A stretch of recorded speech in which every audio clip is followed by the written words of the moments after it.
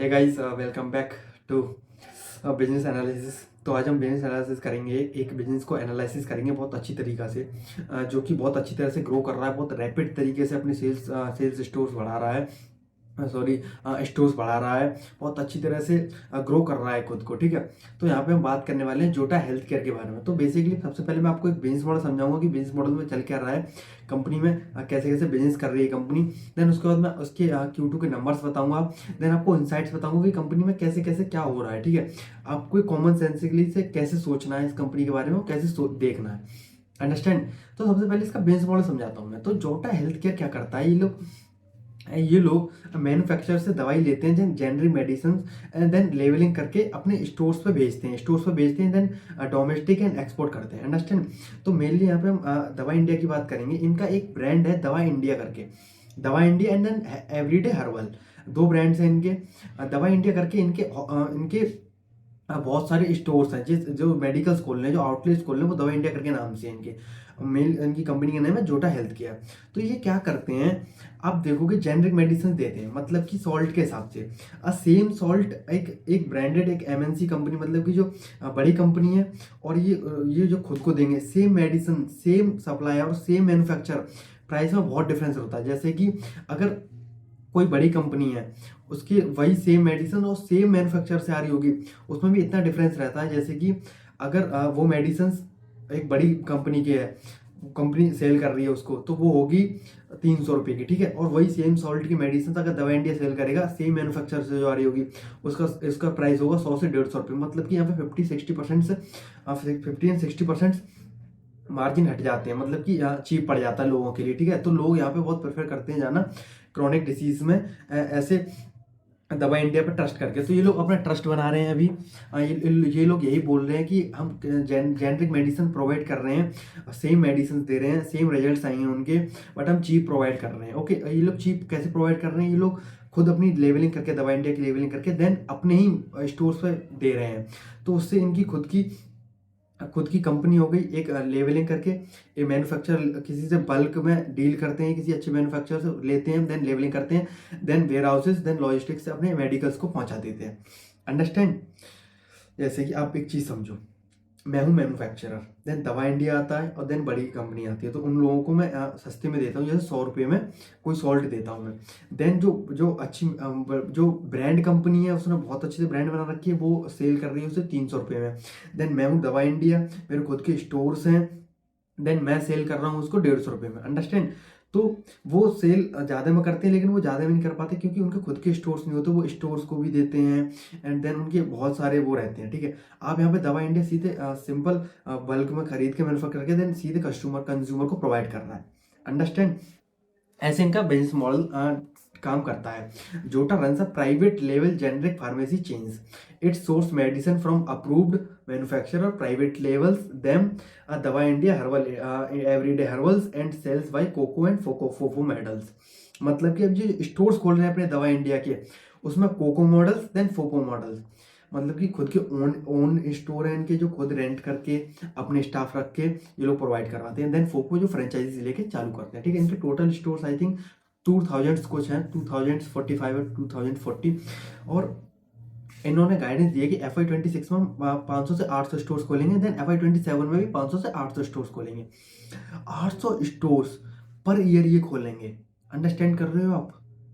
Business model भी फाड़ू है, क्योंकि अगर आप दवाई लेने जाते हो, वो सेम मेडिसिन, सेम साल्ट की मेडिसिन तुम्हें 200 में मिल रही है, एक जगह 150-600 मिल रही है, तो आप 200 वाली प्रेफर करोगे ना, क्योंकि एक बार आदमी अगर ट्रस्ट करके जाता है और देन उसको रिजल्ट सेम मिलता है, देन पीपल गो टू दवा इंडिया स्टोर्स, अंडरस्टैंड। ऐसे ये डील कर रहे हैं, ऐसे ये लोग सोच रहे हैं। ओके, इनके 2000 से ज़्यादा स्टोर्स हैं, और इन्होंने अभी 400 कुछ स्टोर्स अभी खोले हैं इस H1 में। तो ये लोग बहुत रैपिड तरीके से एक्सपेंशन कर रहे हैं अपने स्टोर्स पे, और जो कि बहुत अच्छा है। तो आई थिंक मैंने कवर कर दिया होगा ओवरऑल हर चीज़ की, ये दवा इंडिया, ये जोटा हेल्थ केयर कैसे काम कर रहा है, कैसे अपनी दवा इंडिया के और एक चीज़ और समझो, दवा इंडिया के स्टोर्स खोल रहे हैं, एक चीज़ और समझो, ये लोग ऐसे ही फोकस नहीं कर रहे कि ऐसे ही दवा इंडिया के स्टोर्स खोल रहे हैं, ये लोग एडवर्टाइजमेंट करवा रहे हैं। इनके अभी जो इनके ब्रांड एमिस्टर, मतलब एमिस्टर कहेंगे, या फिर जो भी एडवर्टाइजमेंट कर रहे हैं, वो लोग हैं MS Dhoni and then Sunil Shetty, ये लोग इनके एडवर्टाइजमेंट कर रहे हैं, ठीक है, इनके पोस्टर्स लग रहे हैं, दवा इंडिया के इनके एड्स चल रहे हैं MS धोनी एंड सुनील शेट्टी के, तो इसके 10 करोड़ रुपए एक्सपेंस तो इनका इसी का जा रहा है। तो कोई कंपनी अगर एक्सपेंस करती है एडवर्टाइजमेंट पे तो वो बहुत अच्छी बात होती है, ठीक है। एक चीज समझना, क्योंकि कंपनी अगर एडवर्टाइजमेंट ही नहीं कर रही या फिर बहुत अच्छी बड़ी कंपनी हो, अगर ये लोग ग्रो कर रहे हैं, एक साथ अपने स्टोर्स खोल रहे हैं, उसके बाद एडवर्टाइजमेंट कर रहे हैं, तो it's a very good sign हमारे लिए, ठीक है। अब यहाँ पे बात क्या है कि रिजल्ट देखो, एक चीज समझो, इन लोगों की अभी सेल्स ग्रोथ हुई है 92% से, टॉप लाइन इनकी ग्रो हुई है 92% से, मतलब सेल्स, टॉप लाइन को बोलते हैं सेल्स, तो सेल्स इनकी ग्रो हुई है 92% से। इन्होंने अपने स्टोर्स खोले हैं 450 के लमसम, तो सेल्स इनकी इस बार आई है 128 crore, which is 92% Y level increase. EBITDA इनका 7 करोड़ आया है नेगेटिव से।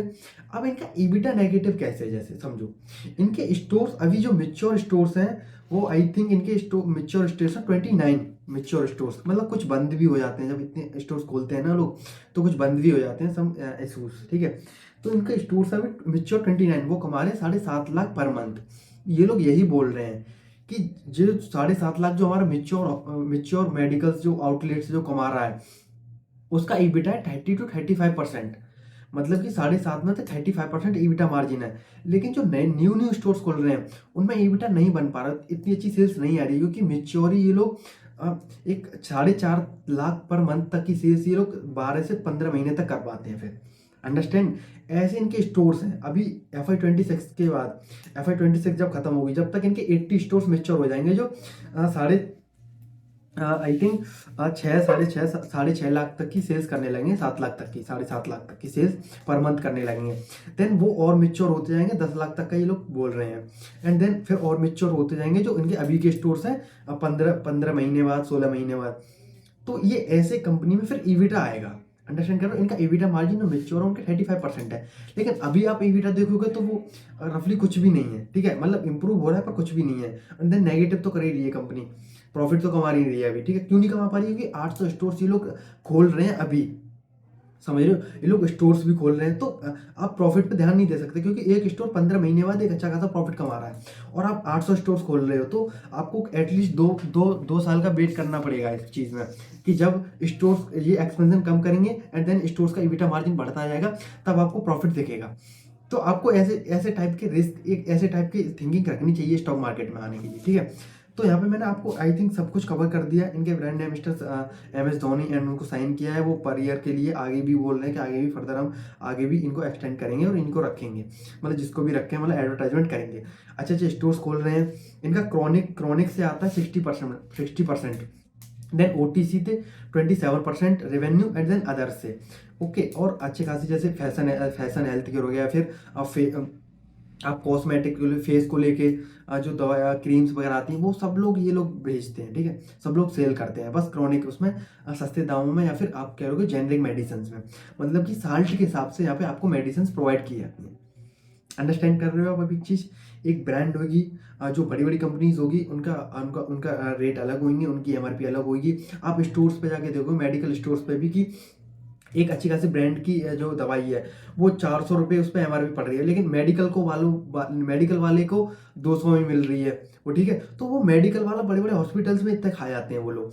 पर यहाँ पे क्या होगा, दवा इंडिया पे इनकी खुद की ये दवा इंडिया जेनरिक मेडिसिन, मतलब यहाँ पे अगर MRP मिलेगी तो डिसाइड बाई कंपनी, वहां पे कंपनी ने MRP छाप दी, लेकिन मेडिकल वाला कितने में बेच रहा है आपको पता है, समझ रहे हो मेरी बात को।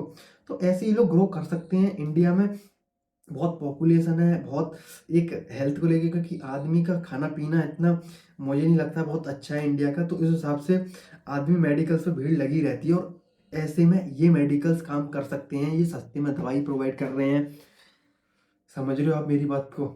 एक चीज़ समझो, लेकिन इसकी प्रॉफिटेबिलिटी अभी नहीं आ रही है, स्टोर्स बढ़ते जा रहे हैं, जिस वजह से ईबिटा मार्जिन भी इनका इतनी अच्छे से ग्रो नहीं हो पा रहा है। अभी SSG भी इनकी अच्छी तरह से खुल के नहीं आई है, क्योंकि ये लोग यही बोल रहे हैं कि अभी हमारे जो अच्छे खासे मिच्योर हॉस्पिटल्स की वो बढ़े, मिच्योर हॉस्पिटल्स और बढ़े हैं, जैसे कि FY26 तक 80 मिच्योर हॉस्पिटल्स हो जाएंगे, देन उनकी 35% ईबिटा आएगा, देन एक साल बाद और मेडिकल मिच्योर होंगे, और दो टाइप्स में डील करते हैं, खुद के on COCO and then FOCO models, ठीक है। तो आई थिंक बहुत अच्छा मुझे स्कोप लग रहा है इस कंपनी का, अगर ये ऐसे ही स्टोर्स खोलते रहे और प्रॉफिटेबिलिटी में मेंटेन करते रहे, अपनी कॉस्ट इन्होंने कंट्रोल रखी, तो यहाँ पे यही है, आपको देखते रहना है, आपको आपको सोचते रहना है कि ये कंपनी अच्छा करते जा रही है, आपको हर क्वार्टर इसको ट्रैक करना है कि हाँ कंपनी की सेल्स अच्छी खासी आ रही है, इन्होंने जो स्टोर्स बोले थे वो खोले थे। देन जो मिच्योर मेडिकल्स हो गए हैं, उनकी प्रॉफिटेबिलिटी बढ़ रही है नहीं बढ़ रही है, उनकी सेल्स कितनी आ रही है, ऐसा तो नहीं कि जो मेच्योर होते हैं उनकी सेल्स घटती आ रही है, then it's a very bad sign, ठीक है। उनकी सेल्स एटलीस्ट 7.5 से 10 लाख तक जानी चाहिए, जो मेच्योर हॉस्पिटल्स हैं इनके। एंड देन उसके बाद देखोगे कि और जो मेडिकल्स खोल रहे हैं उन पे भी अच्छा खासा फुटबॉल बढ़ता रहना चाहिए। तो आई थिंक मैंने ओवरऑल कवर कर दिया है एवरीथिंग। और कुछ भी अगर आपको क्वेरी हो तो आप कमेंट्स में पूछ सकते हो, एंड सब्सक्राइब। ओके, 92% की बाई नॉइल सेल्स ग्रोथ हुई थी। जोटा हेल्थ केयर इनका नाम है, 255 इनकी आउटलेट्स हैं, जिसमें 1200 इनकी खुद की हैं, 800 फ्रेंचाइजीज हैं। ओके, मेच्योर हॉस्पिटल 29 है, और जो अनदर 545 स्टोर्स जो 4.5 लाख तक की सेल्स कर रहे हैं अभी। ओके, और जो ईयर एंड तक मिच्योर हो जाएंगे।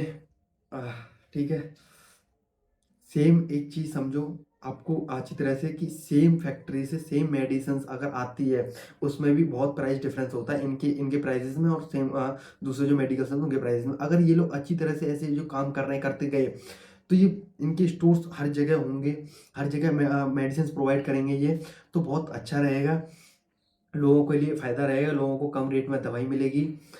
ओके, और सेम रिजल्ट रहते हैं गाइस। और ऑपरेटिंग लेवरेज इनको, मुझे ऐसा लगता है कि इनको ऑपरेटिंग लेवरेज वो मिलेगा FY 28 में जाके, क्योंकि जब तक इनके स्टोर्स अच्छे खासे मिच्योर हो जाएंगे, ये स्टोर्स एक्सपेंशन कम कर देंगे, देन जो ऑपरेटिंग लेवरेज मिलेगा, देन जो इनका प्रॉफिट आएगा ना निकल के, वो मजा कर देगा गाइस। अगर जैसे ये चल रहा है वैसे चलता रहा, तो जैसे मुझे लग रहा है अंदर से, ठीक है। तो यहाँ पे मैंने आपको सिर्फ नंबर ही नहीं बताया, क्या क्या हो सकता है मैंने वो बताया। ये हो सकता है कि FY 28 तक इनके, जैसे कि अभी इनके 80 मेच्योर होंगे, अगले क्वार्टर में जाके और मेच्योर होंगे, वहाँ पे जाके 500-600 स्टोर्स इनकी मेच्योर हो गए 2 साल बाद, और 1,000 स्टोर्स, देन आप समझो 35% का EBITDA मार्जिन ये लोग मेंटेन करेंगे वहाँ पे। तो जब वो प्रॉफिटेबिलिटी आएगी, समझ रहे हो, और ये स्टोर्स बढ़ते ही जाएंगे, लोगों का फुटबॉल बढ़ता जाएगा, भरोसा बढ़ता जाएगा इनके ऊपर, देन कंपनी बहुत अच्छा करेगी। कभी कंपनी लॉस कर रही है, अभी कंपनी प्रॉफिट नहीं बना रही है, मैं समझ सकता हूँ, पर क्यों नहीं बना पा रही, क्योंकि 800 स्टोर्स की गाइडेंस ये लोग बोल रहे हैं, और H1 में इन्होंने 450 स्टोर्स खोले हैं। अंडरस्टैंड कर रहे हो आप एक चीज़, तो यही है, ऐसे आपको सोचना है। आई थिंक है ना ओवरऑल, और 82% रिपीट कस्टमर्स हैं, जो बार बार आते हैं, जो एक बार आ जाते हैं। ओके, EBITDA इनका भी नेगेटिव से 7 करोड़ पे आया है, विच इज़ नॉट, मतलब कि, चलो ठीक है गाइस।